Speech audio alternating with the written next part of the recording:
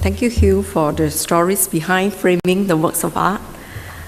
We are enlightened on how frames are carefully chosen to reflect the geography and history of the collection at the National Gallery of Art.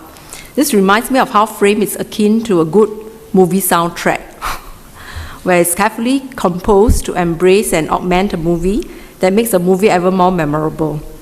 We now hear that framing does the same wonders. Anyway, before I open up the floor for any question, I'll first like to introduce Esther. Esther is the Senior Conservator with Heritage Conservation Centre. She's also the head of section for paper conservation. Hugh will be taking most of the questions primarily, but Esther will be providing some local perspective if relevant. Yeah. So for the next 30 minutes till 4 o'clock, we will be taking questions from the floor. Let me see, what time is it? Yeah, we have some time till 4 o'clock.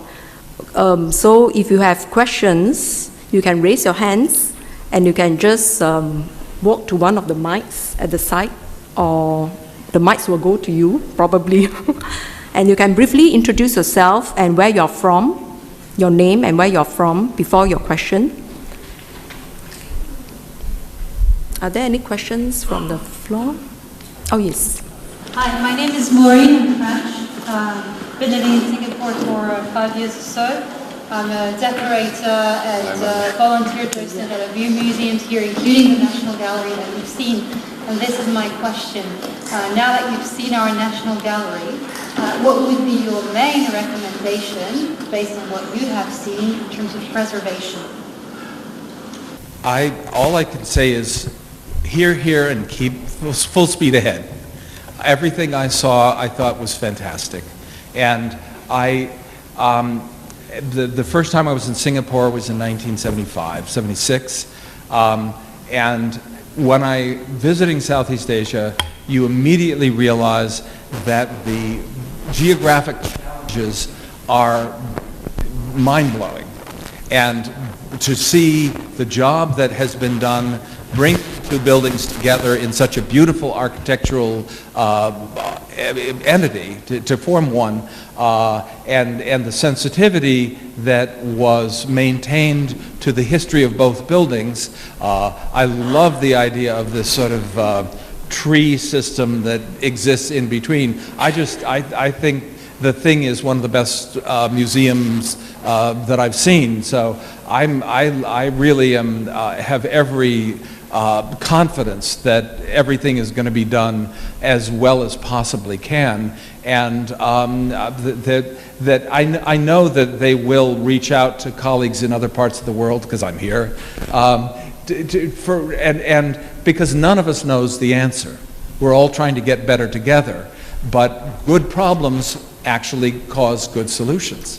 So I'm looking forward to, and and it will be nice to go back to North America and tell everyone all the wonderful things I saw in Singapore. So one of the things that I have been hammering all kinds of museums about in Europe and in North America is using radio frequency identification, and guess what? They're doing it here. So now I get to go back and say, you too can do what Singapore is doing. So it's great to take this back and beat them over the head with it. Because, I'm honored. RFID is honored to be able to do it. Absolutely. Otherwise, I have one for you. Yes, please. You're known to invent many innovative methods, such as mounting without adhesive. Where do you get your inspiration from? Mostly from the past. Okay. Yeah, you have said that. Okay. So one of my, and I have a slide of this in one of my other talks, but one of the best things I saw when I spent a year traveling in Southeast Asia was the bell in Mandalay. So in Mandalay there is a colossal bell, and when the British were closing down the Raj, they thought they would take them back with them, and so they put it on a barge in the middle of the Irrawaddy River, and the barge turned over and the bell sank into the mud. And the British tried and tried and tried to get it out, and they couldn't do it. So when they left, the Burmese dived down and started tying bamboo to it. And when they had tied enough bamboo, it floated, and they pulled it back to the temple and put it back where it was supposed to be. So anything done in little tiny pieces is absolutely something that I think we should always favor. keeping things simple, keeping the weight distributed. These are all, it's ancestral wisdom, if you will. And that's exactly what I count on. Every time I go someplace, I'm looking at all the things I've seen in the Philippines when they would want to preserve their ancestors. They would put them in caves at the top of a cliff. So to keep predation down and to keep the relative humidity. Same place the Essenes hid the Dead Sea Scrolls. It's great. It limits visitorship, and it's got a great climate. So that was the best climate you could find in the Philippine jungles. So just looking back at the past all the time, that's always my primary source of inspiration. There is adhesive hinging of the works to the back mat. There's also non-adhesive hinging to the back mat. So how is the National Gallery doing it, in the sense that how do you always just try to do non-adhesive? Sadly, we're not. That's beyond our capacities, because if you tried to secure works of art to a support without an adhesive, no one is quite the magician that is able to do it without something showing. So what we tend to have to do is, if we're going to do something without an adhesive, we have to cover the edges. And that tends to be very unpopular with our curatorial brethren and sisters. So we make compromises and do the best we can, but invariably we try to use the least invasive technique possible and still give the curators the visual result that we want, because the National Gallery is a gallery. It's and it's in the, so things must look as they're supposed to look. There is more in-painting in the collections of the National Gallery than there is in some other museums. We have some of the world's best in-painters. And, but why I am particularly interested in ensuring that we are enclosing things to a greater degree as possible, and this is why it's wonderful to have some of these glazing materials that are literally invisible. You know, when you have them properly lighted, I can't see them anymore. I've walked in and said, wait a minute, oh yes, I see, there is glass, but it fools Mother Nature, if you will. But it's a great protection, because we had a Gauguin painting on loan from the Met, and a dissatisfied, mentally not stable visitor, a lady went and started pounding on it, and thank goodness there was opium in front of it, so no harm, no foul, but sorry, Met. And the problem is, when your visitors want to have one of these mental moments, no guard force in the world can stop them. They'll move like a hungry cat to have their event, and it's going to happen. So guarding is not the answer. Glazing is much better. The other thing we're finding is, and if you do get to visit Washington, you will see Van Gogh's White Roses. They used to be pink. Like so many Van Goghs, all the reds have turned, they're all gone. He used organic reds in there. The blue bedroom used to be lavender. So, and people, fortunately, they can go back with digital imagery and restore them as to what they used to be, and we can, but we're also finding out that colors that we thought were light fast, some of the cadmium colors and some of the yellows are actually turning brown in Matisse. So, limiting oxidation in all of your collections, it should be protected not only from human biology, but also from change from the oxidative atmosphere that the humans require to breathe. Hi, I'm Mary Liu. I'm the paper conservator for the National Gallery in Singapore here. And my question actually is, in your ideal world, I'm curious to know how you see how the conservator, the framer, and the curator interact, and what are their own domain when it comes to framing and mounting. Teamwork is absolutely vital, and invariably my view is that the person who has the final say is the conservator. The best curator, I've lectured in France a lot, and of course they have everything backwards. to the conservators or the curators, and so I'm used to people switching roles, but I think actually we should just all be part of the same effort, and the effort should be that we want to give each generation their fair share of the appreciative experience of these things, but we don't want to burn something up and have it gone, or we don't want to leave something for generations unborn. So we need to, that's what I think conservation really comprises, is wide use. But we have, from the preservation subset in conservation, we should be getting, and I hope we are, solutions that allow us to keep things without change when we put them in a dark, cool, dry place and leave them in storage. Then when they have to come out for whatever reason, and that's the conversation between the conservator and the curator, then they should come out in as safe a thing as setting as possible.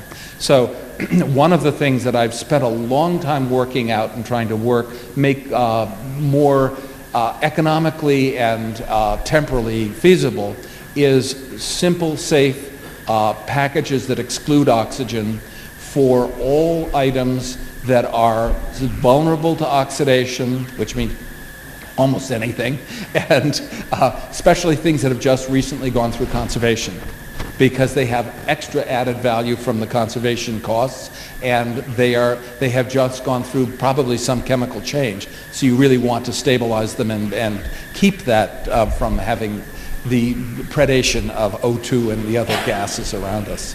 So making things as simple and safe as possible. What I did for my entire time at the gallery was to try to keep the curators and the conservators and the designers all happy at the same time. And this usually meant I had to come up with some bright idea so no one knew there were no costs on any tab, essentially. Okay, so Hugh, please share with us some bright ideas that you have, because I'm sure everybody would like to hear how to compromise between the curators' interests, the conservators, as well as other stakeholders. One of the things that I was particularly, and I watched this from its infancy, is to see the growth in safe anti-reflective glazing, because I've been around long enough that the glass that is not the acid-etched glass, which you think of non-glare glass, which is terrible to look through because you see so little through it, when they put a reflection-canceling thin film coating on glass, which started in Mainz, Germany for Schott AG, that then came to the US as what was called Den glass. And there was a lot of it at the National Gallery when I arrived there, and I helped use that in a lot of settings because we had such a giant supply. But it's frighteningly difficult to work with because it is thin, and when it cracks or breaks, the edges of that glass are sharp at the molecular level. So you have to worry about any piece of glass that is not laminated. So we went from using that to using low iron laminated glass with the same reflection canceling coating, either at Amaran or Luxar from Europe, and then there have been North American equivalents that came out, but ultimately I think the best product was one that I watched be developed by TrueView Corporation, which is a acrylic sheet which is not only anti-reflective but also is static dispersive. So it means it has no static, it has no, it can filter ultraviolet, and it stops visitors from attacking paintings. The problem is when we use this as a packaging material, it also leaks water. This is what we found out, and I was putting the slide up to illustrate. So we have to constantly look at each of these things and worry our way forward to come up with better solutions, because if you use one of the very expensive low iron laminates, you've probably blown a lot of budgets. They used to be $110 US a square foot, and very few people can afford that. So my effort is to try and make everything, give everyone what they want, and not bust the budget, and keep it as safe as possible. Okay, so what you're saying is that preservation is the way to go. preserve first. Yep. Prevention is definitely more cheaper as compared to interventive conservation. Exactly right. Exactly. If the last thing that the conservator wants to do is to see something at risk and to see something cross their table. So if we can keep things in what I would call a virginal state, or and what this looks like in my experience is John Marin Jr., the son of the great American artist, gave the National Gallery 40 of his father's watercolors that had never been exhibited. And what we see in those watercolors, I hope they actually put them on the web so people can see what this artist was. A spectacular watercolorist, and everything you've ever seen in your life has been faded, except for the things that are sitting in the storage boxes in Washington. And his reputation, I think, would be sky high if his work hadn't faded it. So by preserving things and only taking them out to photograph them, and I saw a wonderful job of that yesterday at your National Gallery, that's a great way of giving broad access planet-wide to things, because we have really, not my images, which are terrible, I apologize, but there are great images online where we can share these things and truly appreciate the things that have not suffered from overexposure. Yep. Okay, maybe I'll ask one more question that's probably of interest to non-conservators. If there's a new product that's unknown to us, we understand that you use a lot of new products and explore many new materials that are not usually in use in the conservation world. So if there's a new product unknown to us, is there a guide or some sort of rule of thumb that can help us to make educated guesses on whether the product or the material is safe for use as a storage, conservation, or framing material?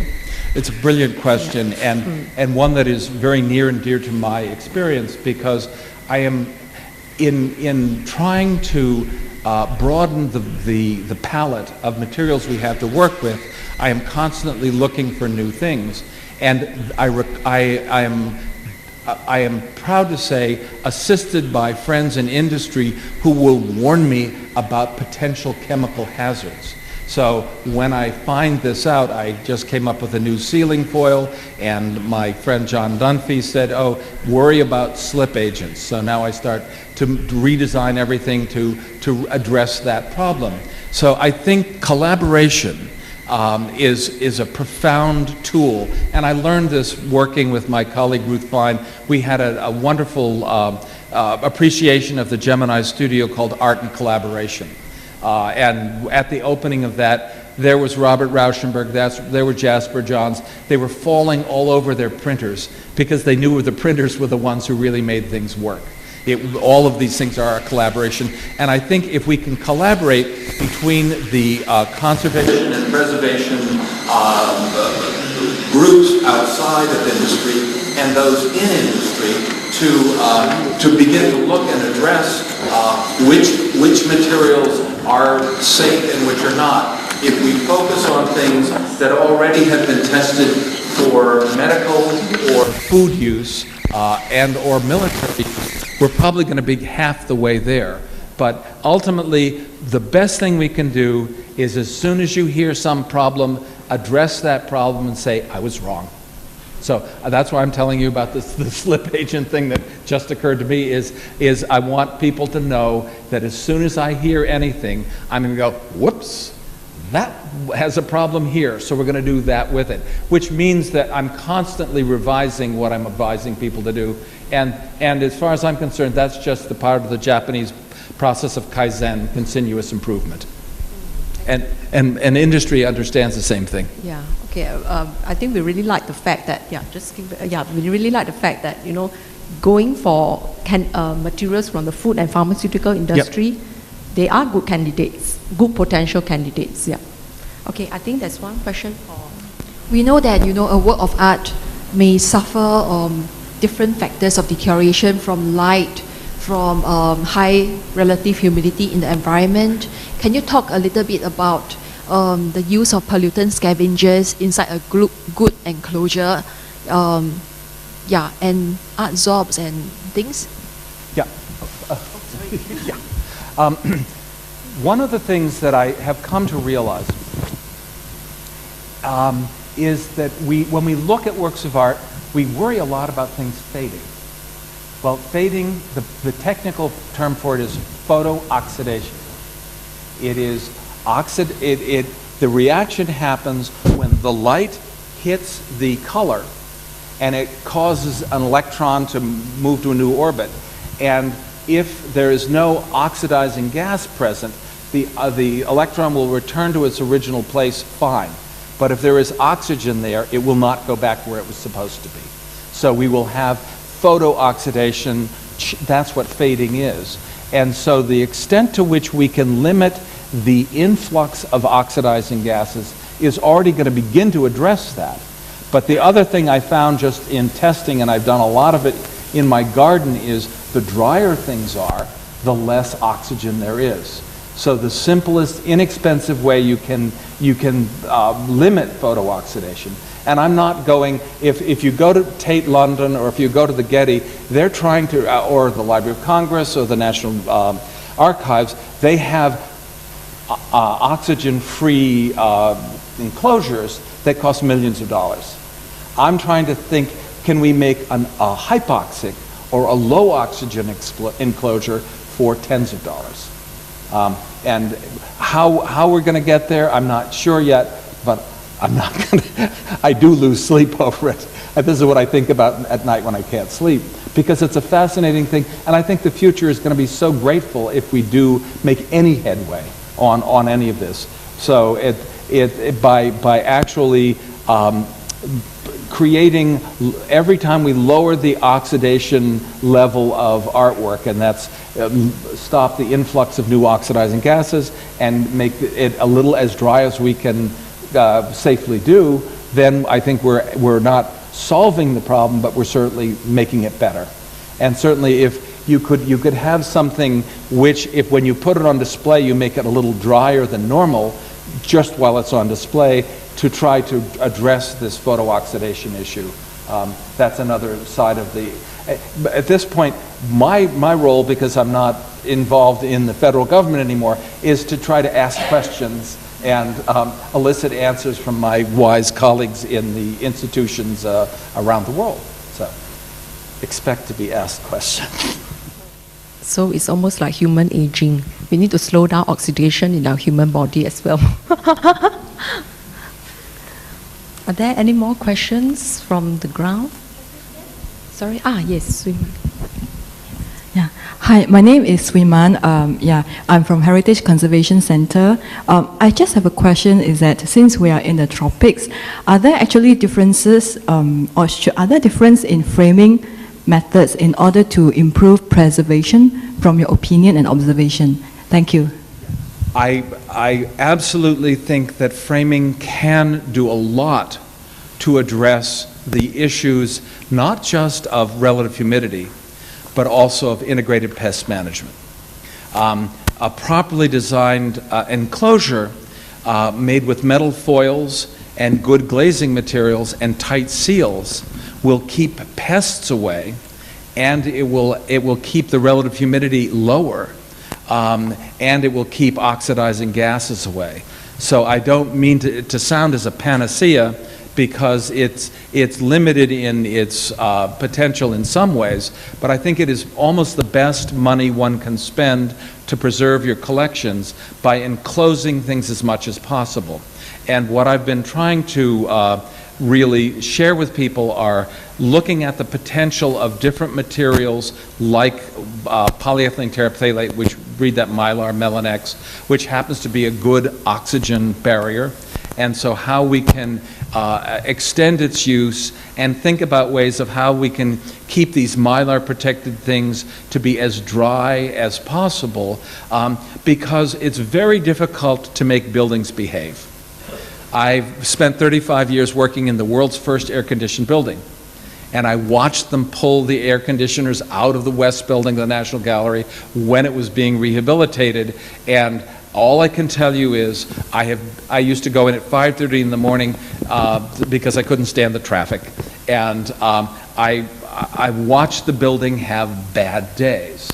Okay, so no building, especially buildings that have lots of atria, There are always going to be climate problems there. So what I was constantly saying, my colleagues had the brilliant idea of inviting Cecily Griswack from the Getty to come work with the buildings people as an environmental conservator in the National Gallery, which is, I think, a fabulous idea.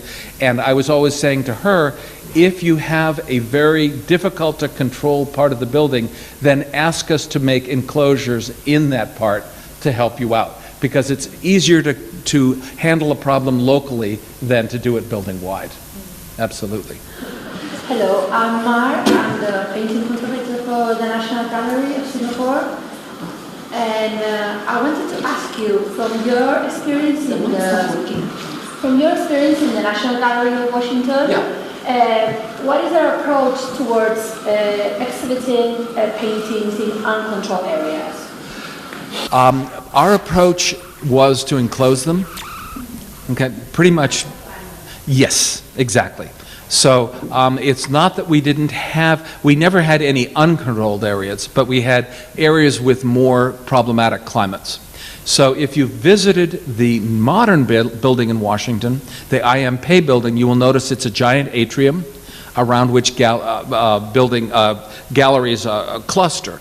And the way it is actually run in the winter is the relative humidity has to go down to 35%. Because if it's higher than that, the glazing frame at top gets too cold and it rains. So with that said, the way they run the building is that the galleries on the outside are museum normal, and all the water, all the air goes from there into the atrium. So I'm assuming that the same kinds of things will be true here in Singapore, because you have large communal spaces and then small discrete spaces. And it takes a lot of wise building management to make it happen. But almost invariably, someone will come up with the idea that this very delicate item should go out into the atrium, should go out into this uncontrolled space. And I promise, if it hasn't happened yet, it's about to happen tomorrow. It will happen. And that's when my job is always to say, and we will make it safe. Okay, so you recommend microclimating? Exactly. Yeah. But I understand that paintings in HCC, our painting section do not really generally practice microclimate. Yeah, so probably I'm not sure whether you can elaborate a little bit more about, microclimating for paintings or as in canvas paintings. well, I'm probably the wrong person to ask. Yeah. Okay. Sure. Yeah. I want glazing in front of everything. You saw the spit on the glass there. Every time we have one of these anti-reflective glasses, we get it down, and someone has expectorated on it. So I am the poster child for glazing everything. And now, you may think this is me speaking as a representative of a glazing manufacturer, and it's not wrong, but that's one reason why I'm delighted to work for them. I think that the curatorial impulse to say people should have a kind of intimate relationship with something from the very distant past is something, it's a really wonderful idea, and I used to love going to the Freer because I got to look at all their scrolls and screens with nothing in the way. I moved to Washington because I love the Freer so much.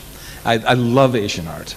And I was there when they put in glass in front of all their everything. And it broke my heart. And I said, we need it. Because the reason the Freer worked is because no one was ever there. You know, it's really easy when you have no crowds to control, but as soon as if you go to the Met, and you'll see that the crowds are enormous, anytime when the museum really is functioning at that very high level, glazing becomes absolutely vital. So then it's a question of, can you get a good lighting designer and good glazing material? And if you can and you do it, it's invisible. It can really go away. And that's the win-win. This is what I'm always trying to orchestrate, is make it work for everybody.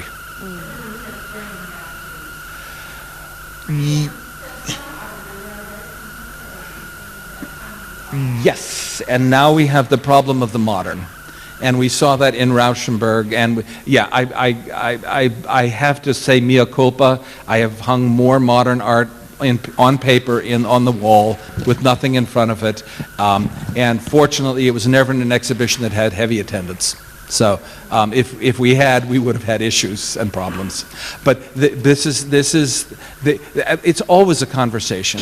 But you can always find a compromise, isn't it? Because exactly. they want to do it, so you just have to give as much options, to preserve the artwork, but you can't just say no.